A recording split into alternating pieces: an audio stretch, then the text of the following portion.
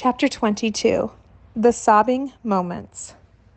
The feast ended well. Everyone praised the food and the arrangements. Baya John was now in Abba John's place for the whole family, so everyone took leave from him. Also, everyone praised Baya for inviting the whole family and giving us an excuse to meet each other. I was left with a huge pile of gifts as people left.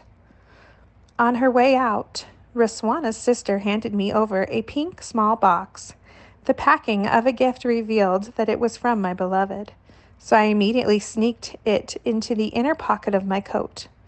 I will call her as soon as I get free and tell her to wait for me, I whispered in her sister's ear as she headed out.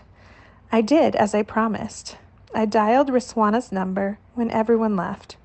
Her voice was shaky, translating her sadness. "What will I do when you leave?" She said the same thing for the 100th time, and my heart trembled. "Miss me when you miss me. Talk to my photograph." Oh my God, how do you know that I talked to your photo? I can imagine her blushing, rosing face. "I know that I live in your heart." I tried to console her.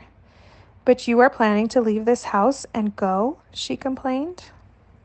I couldn't help but laugh. Oh, my innocent Raswana, I am not a tenant here.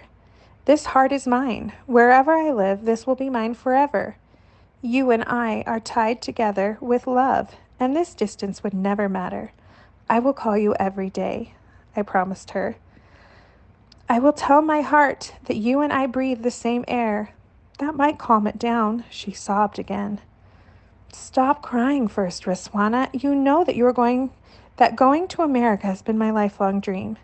If you keep me crying like this, I will think that you are not happy for me. It was my turn to complain now. Don't say that. I am the happiest for you. She stopped sobbing. Then stop crying now. My mother used to say that one should not cry on an happy occasion, I told her. I am scared, she said. If you think that America's fair maidens will make me forget you, then you are mistaken. I am not that kind of person. I became emotional. Promise me, she demanded. I smiled. I promise. Thanks for the gift.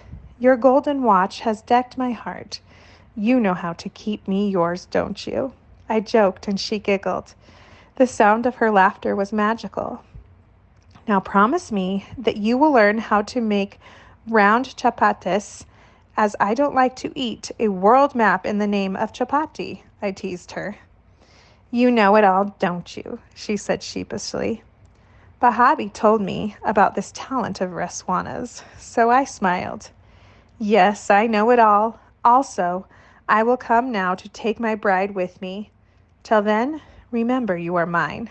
Bahabi has all those pictures of yesterday's event. Steal a good one from her collection, I said. I knew that she stole a photograph of mine whenever she came home. You are way cleverer than I thought, I said while ending our conversation. She disconnected. I got up to leave for my room when the phone rang again, and I picked it up. My prayers and love are always with you. Wherever you go, whatever you be, may Allah protect you. I knew she would be crying again. I also became forlorn. I had never imagined that this would be so painful. I had to endure it for my future, for our future. So I got up and went to the room. All of my siblings had decided to stay with me that night. As the moments were ending, we chatted all night, reminiscing our childhood, the folly of teenage, and our love for one another as we grew up. My flight was at 5 a.m., so after offering morning prayers, we left for the airport. All my cousins came to the airport to see me off. I felt very lucky. My cousins also tried to enter the boarding area with me, when we were stopped by the guard and forced to separate from one another. This is not a wedding, the guard said bitterly. He looked at the other guard suspiciously and joined in the interrogation. One of my cousins tried to control the situation. 1 minute, dear brothers. There is nothing suspicious. Our youngest brother is going to America, and we want to be with him as much as possible. All of you are brothers? He looked at the entire group with lots of amazement. Any objections? My cousin Imitas replied this time. Why will we have objections? However, the family planning program should be seriously offended. One of the guards was very outspoken. My flight's time is nearing. Let us not spoil our time. I tried to end the discussion. I cannot put my job at stake for your time. I am not letting you all go in, so the one with the ticket can proceed, the guard said firmly. Khurshid, my other cousin, was about to say something when Musa Bai entered the scene he had just reached. He took the guard on the side, and then, some moments later, we were all going inside. As soon as we entered the waiting area, the guard yelled, "Make sure that you give full protocol to the king as he leaves," while we looked back and laughed.